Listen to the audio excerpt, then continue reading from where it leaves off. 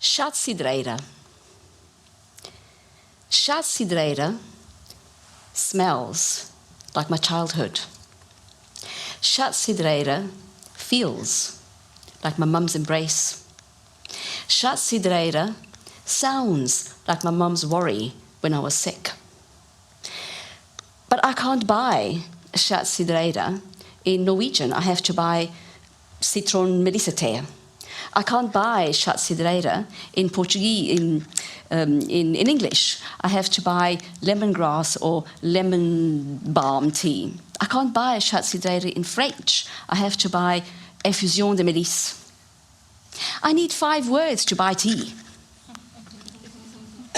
But only one word takes me back to my childhood. The other words are devoid of feeling, of emotion, of connection, of experience. But Schatzsidreira is where I come from. It's who I am.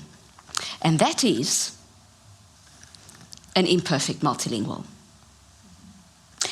So my name is Nair, and I am going to tell you all about living, loving, and learning through multiple languages.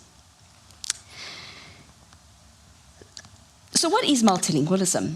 Multilingualism is a multidimensional, complex, dynamic, shifting, relational phenomenon. It is about language, but not only.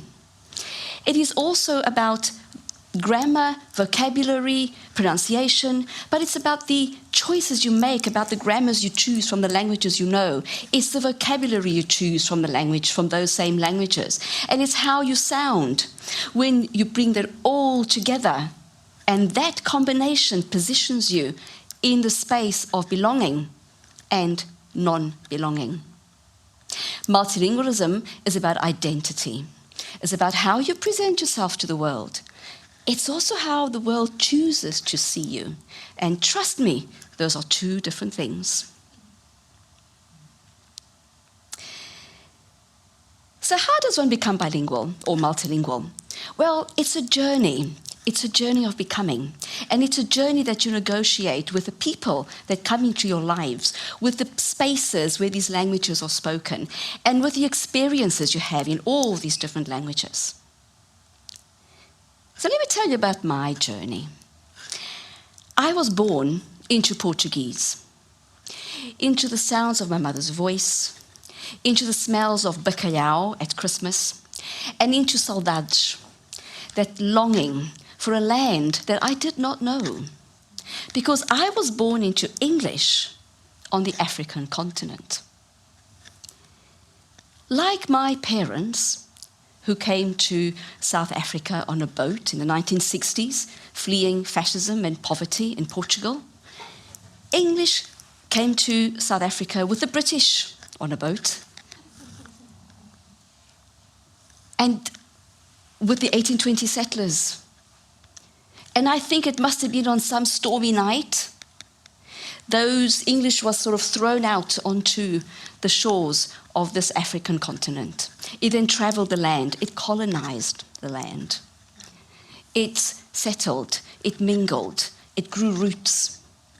But this English needed to change because it needed new words to describe the lushness of the coastal areas, the desolate dryness of the Karoo in the center of South Africa, the beauty of the Drakensberg or the Dragon Mountains. It needed to burn in the African sun, and then it became hardy, and it became African. But I only discovered this African English at the age of 5. Because in those first 5 years, I was a monolingual Portuguese child living in South Africa. I only discovered this African English when I went to school. And I suddenly found myself in the situation that I couldn't understand anything. I couldn't understand what my teacher wanted me to do. I couldn't understand the children who wanted to play with me. And I went silent. I went into the silent period. And when children go into the silent period, don't panic. It's a good thing, because that's where they become little scientists. According to Patricia Kuhl, a neuroscientist, I decided I needed to be a little scientist. So I stepped back, and I listened, and I observed, and I took notes, and I hypothesized about the best way to enter this new linguistic context. And slowly but surely, through trial and error, I managed to get myself in there. But let me tell you a little bit about these trial and errors. I was placed in preschool, even though I was just about to turn 6, because the adults decided, because I couldn't speak English, I wasn't intelligent enough for school. I wasn't clever enough to access the curriculum, because I couldn't understand anything. But I showed them in the space of about 2 months, and they moved me to grade 1. And suddenly, here I am, yanked from this linguistic context that I just managed to understand, and thrown into a new classroom. No communication, no warning. And the second day I went back to this class, there was Richard. I'll never forget his name, and I'll never forget his face as he comes up to me and he says, "What are you doing here? You don't belong here." So I took my school bag and I went back home. I ran away from school at the age of 6. My mother brought me back. We needed to take out the Portuguese teenage girls to come down and translate for my mum, because my mum couldn't speak English. And then I never ran away from school again. But then I needed to learn the new words and the vocabularies, the different domains of this new context, which were very different from my parents' experience of education in Portugal. And one example is related to, well, food again. Lunch in South Africa was basically 3 things, or at least in my school. They were either hamburgers, toasted cheese, or hot dogs. I used to order a toasted cheese all the time. And then when they actually came into the classroom, all I could smell was the hamburger. And I looked at the hamburger, and I wanted a hamburger. But I ordered toasted cheese because I didn't know how to say hamburger. And then that's when Maria comes in. And Maria was my language buddy. Maria was my intercultural mediator. And she was my best friend, and still is my friend. She helped me navigate the situation. She explained these things to me. And I think she taught me how to say hamburger. And after I knew how to say hamburger, I never ordered toasted cheese ever again. And this is where the concept of domains come in. Because we learn these languages through, we speak our languages in different domains and different concepts. There were cake and candy sales, for example, which, of course, very often I didn't take a cake to sell because my mother couldn't understand the concept of a cake and candy sale. There were PTA meetings or the parent-teacher associations, which my mother didn't belong to because she couldn't really communicate. So I became a translator at the age of 6, 7. But I wasn't only translating words. I was translating concepts. I was translating cultural references. I was translating a different way of life so that my parents could sort of understand a little bit about what I was experiencing at school. Domains, as François Grosjean describes them, an eminent researcher in bilingualism, he says that bilinguals use their languages for different purposes in different domains of life and to achieve different things. But I think a 7-year-old French-English bilingual describes it so much better. Let me show you.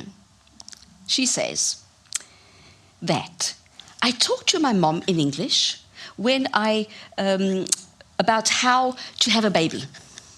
I talked to my dad about when we go to buy baguette. So this is, mom is the English speaker, dad is the French speaker, and that is how this child communicates. I'm going to tell you a little bit about my son, because that's what he did. He connected to people. That was his domain. And he was born in Portugal. There was lots of Portuguese in the community, the family, the neighbors, the kindergarten. At home, we spoke English. So I decided I was going to speak English to him so he would become bilingual. Dad was an Arabic speaker, but that's for another time. The problem is, he very quickly understood that Mum also spoke Portuguese. So he didn't bother with answering me in English. He basically spoke to me in Portuguese. So I would speak to him in English, he would answer in Portuguese, and that was fine. I decided to continue because I could see that he understood me when I was talking to him. The interesting thing is that sometimes you don't actually realize the impact you're having on others when you're doing this kind of multilingual conversation. So we were on a plane. It was my son's first plane ride. He was 4 years old, and he was super excited, and he spoke the whole time, and he was asking questions the whole time. Like, for example, Ma, o avião vai ficar no ar? Is the plane going to stay up in the air? And I reassured him, yeah, no problem. But the interesting thing is, when we actually arrived, we got onto a bus that would take you to the airport. And I overheard this woman who had obviously been sitting behind us, and she was saying to a friend, you know, it was really incredible. There was this mum and her son, and she was speaking English, he was speaking Portuguese, and they were having a perfectly normal conversation. Yes, we were just being bilingual. So domains are also important in my life, and I think English is a very strong domain for me because it's the domain of my studies, my work, my teaching, my learning, my research, my publications, my PhD. And it was really interesting because I was in Portugal, and one day my cousin, with whom I speak Portuguese, decided to ask me about my PhD. I was all excited. Oh, I'm going to be talking about my PhD now in Portuguese. And I got on that Portuguese PhD car, and I suddenly realized I was going straight into Portuguese academic wall, and I was going to crash. Because I suddenly realized I didn't know how to say these words like research design and methodology and data collection and findings. And I ended up feeling like a total idiot. She was actually helping me along. So, however, I do have a very high esteem of myself as a Portuguese speaker. But the Portuguese always put me back in my place. Like they will come up to me and say, oh, you speak Portuguese so well. And I think, well, I am Portuguese. And then they say, yeah, but not from here. Yeah, okay, so I don't live in Portugal, so I don't sound like them. That's being multilingual. Now, despite all that, I didn't give up my language learning. Actually, the more languages you learn, the more languages you want to learn, because the more confident you are in how you learn these languages. So, when I went to university, I had loads of love affairs with all these languages, and I became rather promiscuous. Let me tell you a little bit about that. This is my language map, and this is my promiscuity. So, first of all, there was German and Italian. So I had a nice relationship with German and Italian. We did break up after the end of my studies. But every time we meet up, we still have a good old chat. We still have a good old time, you know. There was Arabic, which I fell in love with. We broke up and we moved on. There was Hebrew, which that was just a linguistic fling. Left that one behind. There was Afrikaans. Let's not forget Afrikaans, because I was living in South Africa. We all learned Afrikaans. And I think with Afrikaans, I have a kind of a situationship, because we sort of think, remember the good old days with fondness, and then when we meet up, we still hook up. And then, of course, there's French, with whom I have a long-term, healthy relationship, a language that I absolutely adore. And there's Portuguese and English, the loves of my life. But now I've started a new relationship with Norwegian. That one is going a bit slow. I think we're still trying to decide where we're going with this relationship. And I think you can probably guess what my future language relationship will be. Sign language. I use my hands a lot. But I can guarantee you one thing. I have cheated on all my languages. And in academic language, that's called chance languaging. And chance languaging is described as the use of multiple languages or multiple words in the same sentence, between sentences, but in the same conversation, and you're making perfect sense. But I think this Norwegian teacher that came to one of my courses not so long ago, I think she explains it brilliantly. And she says, Ich hablo un peu de Deutsch und English, aber my language numero uno es el Noruego. But she doesn't ever use Norwegian. She doesn't use norsk. But we know it's there. So, this imperfect life that we multilinguals live is made up of bits and pieces.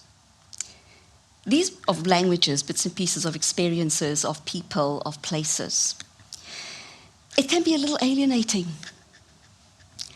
But it is also a rich tapestry of multilingual living that I would not give up for the world. John Donne, an English poet, wrote that no man is an island. But there is a Norwegian poet called Terje Vesaas, and he wrote, Hvert menneske ei øy som kjent, så der må bruer til. That's me flirting with nynorsk. But forget about the flirting. What did he say? He said that actually we are all islands, but we need to build bridges, and we need to build tunnels, and we need ferries, just like here in Norway, in order to connect these isolated communities.